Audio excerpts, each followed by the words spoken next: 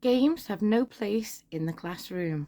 Now, I incorporate a lot of games when it comes to family time and home education. Over the last 19 years, I've built up our collection, and some of them are even from when I was a child. Major hoarder. The educational value of games is majorly undervalued by the vast majority of society. Those key transferable skills are not as valued or even recognised as they should be, especially when studies show that children learn best via play. And I will try and include a clip of some of our game collection in the corner. I don't know if it'll work. If it does, you will see some science kits, some history games, such as Stupid F's, for instance, trivia games, games for core skills such as math and English, geography, and one of my favourites, which is Linky. That's a new favourite of mine. Although if you actually asked me for my favourite game, I wouldn't be able to pick one. There's that many that I love, and because I utilise them for different purposes, depending on what we're doing or what the theme of the evening is or so on, then I have favourites for everything really, every category under the sun. For instance, sometimes I will pick games that tie in nicely with a unit study we're doing or a project we're working on.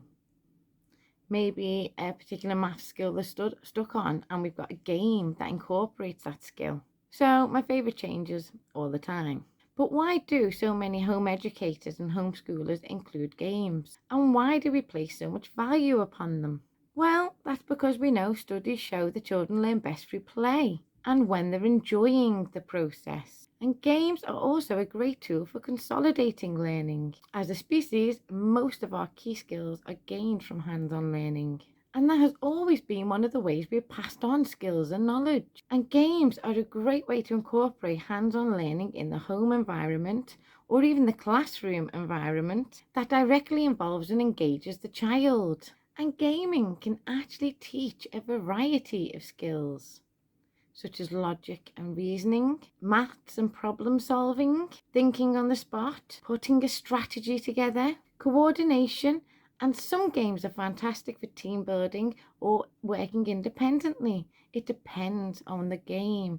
And I genuinely find it a great way to put all that learning into practice. And we seem to understand this up until about reception age, because up until then, play is the primary method of learning we introduce, such as Play-Doh, which gives them the dexterity needed to even grip a pen, role-playing, and tough tray activities. And you all know I'm a big fan of tough tray activities. I incorporate them a lot, and I do share them on here, but also in a playlist on YouTube too.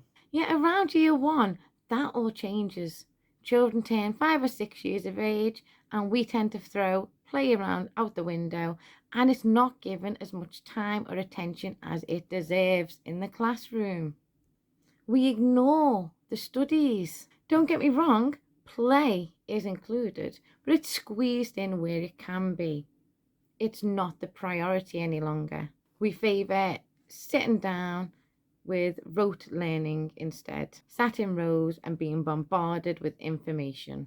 And that process continues right the way through until higher education. We know from studies that the current system of education, the teaching model of watching, listening and reciting, is flawed and actually fails many students. But I'll cover that in other vlogs too. Our world has changed dramatically and is still changing. And you can watch my 4th Industrial Revolution video, and that states the skills quoted in various studies about what our children are going to need for the future from 2030 on. And studies also show that children, when they learn via games, whether that's board games or computer games, retain that information for life. How many of you can still remember cheats from childhood games you played? And how many of you can remember the evolution of every Pokemon you had back then? All those elements and the different levels of all your old favourite games, you remember the lot. You learnt it as you were having fun, and you can recite them 30 odd years later. And remembering those details about Pokemon and different games you played as a childhood is actually living proof of the benefit of incorporating games in education. And when games are used as an educational tool, it can be one of the best ways to ensure to ensure long-term retention of those skills and any learning that's taken place. And as an educational tool, games can be one of the best ways to ensure long-term retention of information. And we now have a world of games covering a vast array of topics.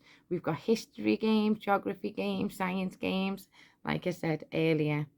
And they are all useful, beneficial tools. When people tell me games don't belong in a classroom, I have to wonder, do you truly understand how children learn? They are a tool that we should be maximising on and utilising. In addition to that, computer games can provide an immersive learning environment, and they incorporate visually creative challenges, with many games providing immediate feedback, meaning that you have to quickly think on your feet, adapt your approach, and change your direction. And educational computer games cover an array of topics. And if that game is engaging enough, children will willingly sit there demanding more time to play on it, without even realising they're learning about math, science, history and geography along the way. You can now get games that are fully immersive worlds where you rely on key fundamental math and science skills to survive the threats and navigate the game. And children will play it for hours. Night Zookeeper is actually a good example of this one too, for those who've been asking about reading recently. Children don't realise the information that they're absorbing and the lessons they're learning as they are playing these interactive games. And why shouldn't learning be fun? Why did we suddenly decide that somewhere along the way, around the age of 5 or 6, learning should no longer be fun? Even as adults, we learn best when we are enjoying that process and engage with that process. Let's not forget that games also teach that practice makes progress. It encourages them to keep going regardless of the hurdles that they may cross. And is that resilience not a key skill that we need? What are your favourite educational games? Let me know in the comments below. Education, genuine education, is lived experience. We need fun, play-based, discovery-based learning back in education. Employers actually want creativity and innovation. We all know that there's a lack of engagement in schools, and everybody is asking why and trying to find somewhere to pinpoint the blame. Yet children actively tell us they find it boring. They can't engage with it. And learning needs to engage, even entertain to some degree. An education that is monotonous and feels like Groundhog Day is going to be soul destroying. It's not surprising so many of us detach ourselves from our learning journey. And life is a learning journey. Children's brains aren't suited to that rigorous structure. Their minds crave fun, adventure, and direct experience. We need to start tapping into how children learn best. We need to reignite that passion and show them the purpose behind what they are learning. Daniel H. Pink once said, "Control leads to compliance, but autonomy leads to engagement." I heard that quote of a TED Talk when I first deregistered, so you can probably find that TED Talk still out there somewhere, to be honest. And that quote's always stuck with me, along with a quote by a Cherokee lady called Hawk Shadow. And I actually have hers on the wall up there. I'll try and point to it. There. And that quote says, "Let your children soar with the eagles, don't bind them with your chains." And I've carried that message with me throughout my entire parenting journey, because I think my eldest was only about 1 when Hawk Shadow passed me there. And I have these quotes on the wall all over the house as little daily reminders. We need to tap into our children's innate creativity, unlocking their passions and truly immersing them with the learning journey.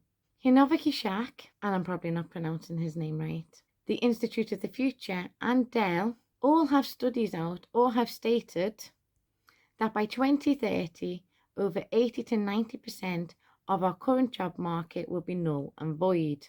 And Hinochi Shak actually spoke at the WEF conference, and don't get me started on the WEF, that's a whole of a rant I don't think people are ready to hear yet, but I am not a fan. But he stated at a WEF conference that anything repetitive and monotonous will be fully automated by 2030. and that the job schools are training children for will not exist by then. So what is our current education system preparing children for? The learning is done by repetition, the children aren't engaged, and long-term retention is almost non-existent unless you use it in your jobs or your passions. But that's because it's then relevant to you. And again, that shows us the power of games in education, because we can make it fun and engaging for them so that they do get long-term retention. And again, if you watch my video on the fourth industrial revolution, you will see that games actually teach and encourage the very skills as the future job market needing. Games are jam-packed with those skills. Play and fun doesn't have to be separate from learning. And we need to move away from that thinking. Get rid of that divide, that separation. It doesn't need to be there. And instead tap into it and utilize it. We know practical applications of these skills is far better than just rote learning about them. And we are far too indoctrinated into thinking that learning takes place behind a desk. We're scared to change that though, because that's the only approach we've known for the last 4 or 5 generations. Maybe 6 or 7 generations, depending on the size of your family. And we also know that grades don't measure intelligence. And 9 times out of 10, they don't actually transfer into practical application. If anything, they create anxiety around learning. And I refer you to my vlog on fear of learning and anxiety around learning and ways we can tackle that. So that is why we include games in our home education journey. I went off on a bit of a tangent there. Don't forget to press like or follow or even subscribe, depending on where you're watching this. And let me know your favourite educational games in the comments below and the most valuable skills that you see games teaching our children. And let me know in the comments how you utilise games in your home education journey too. Thanks for watching.